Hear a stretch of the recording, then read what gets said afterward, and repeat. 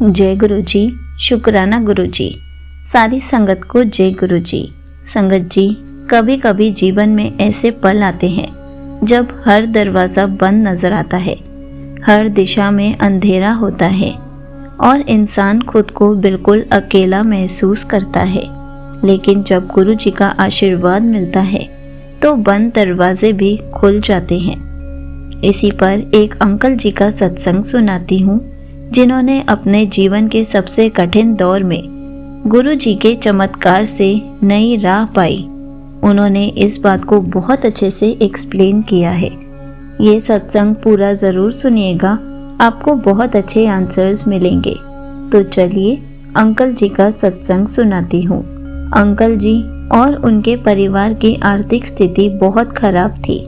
हर रोज़ नौकरी के लिए आवेदन करते, लेकिन हर जगह से निराशा ही हाथ लगती थी। अंकल जी का परिवार भी उनकी बेरोजगारी को लेकर चिंतित थे। माँ हर रात भगवान से प्रार्थना करती थी, हे भगवान, मेरे बेटे के जीवन में रोशनी लेकर आओ। पिताजी भी अपने बेटे को बार बार कहते थे, तुमसे उम्मीद थी कि तुम घर का सहारा बनोगे, लेकिन तुमने हमें निराश कर दिया।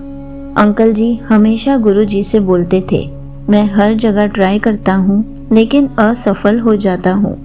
मेरा आत्मविश्वास बिल्कुल टूट चुका है। उनके दोस्त भी उनका मजाक उड़ाने लगे थे। वह अक्सर सोचते थे, क्या मेरी ज़िंदगी में कभी कोई बदलाव आएगा? क्या मैं भी कभी अपने परिवार के लिए कुछ कर पाऊँगा? अंकल जी जब भी सोशल मीडिया देखते थे तो उनको हमेशा मैसेज आते थे कि तू एक दिन बहुत बड़ा काम करेगा, तेरी नौकरी मैं खुद लगवाऊंगा, तू बस सब्र रख। और अंकल जी हमेशा यही कहते थे कि गुरुजी कितना सब्र रखूं, मेरा आत्मविश्वास टूटता जा रहा है, अब मेरे में और हिम्मत नहीं है, मैं सिर्फ आपके भरोसे ही बैठा हूँ।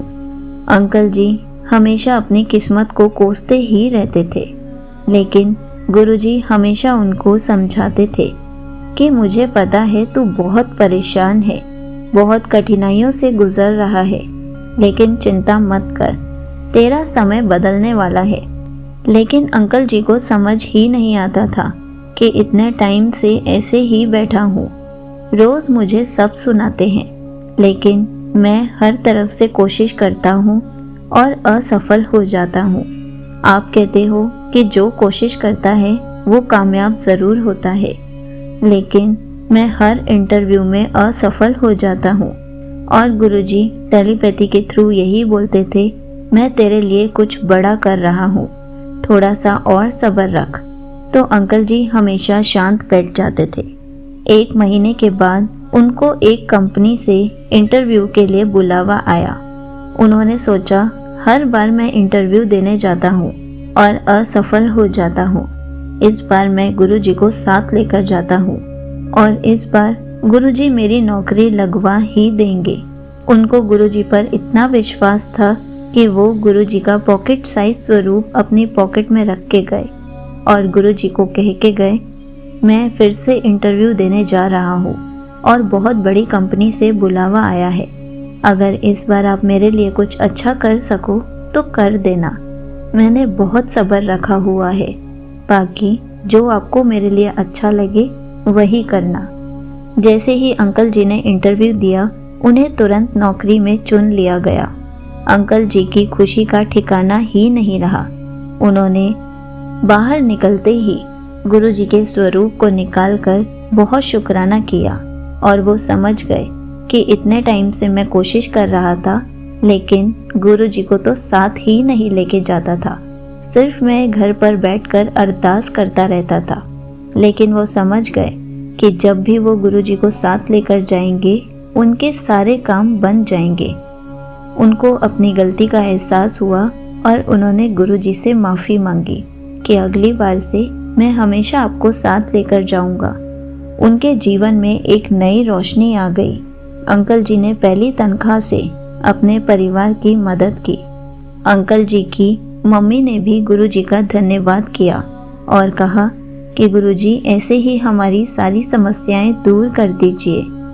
उसके बाद अंकल जी गुरुजी के साथ कनेक्शन स्ट्रॉन्ग कर पाए और जब भी देखते थे तो गुरुजी उनसे टेलीपैथी से बात करते थे।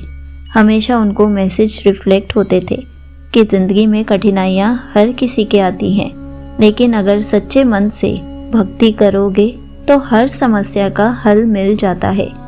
और वो इस बात को समझ गए कि हमें हर कठिनाइयों का सामना करना चाहिए।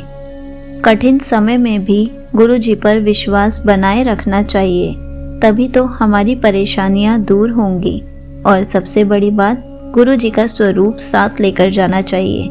यहीं पर अंकल जी का सत्संग समाप्त होता है। संगत जी, देखा आपने, अगर हम गुरुजी का स्वरूप साथ नहीं लेके जाते तो हमारे काम पूरे नहीं बन पाते। इसलिए जब भी कहीं भी जाएं, किसी भी मीटिंग में जाएं, किसी भी इम्पोर्टेंट काम से जाएं, कोई छोटे काम से भी जाएं, घूमने जाएं, तो भी गुरुजी को साथ लेकर जाएं, ताकि गुरुजी आपके सारे कष्टों को दूर कर दे, आपके सारे काम बना दे, आधे अधूरे कामों को भी पूरा करवा दे। इसलिए गुरुजी को साथ लेकर जाना बहुत ज़रूरी है और वापस लाना भी बहुत ज़रूरी है, ताकि गुरुजी आपकी सारी विशेस को पूरा करें और आपकी लाइफ में खुशियाँ भर दें। जय गुरुजी, शुक्राना गुरुजी।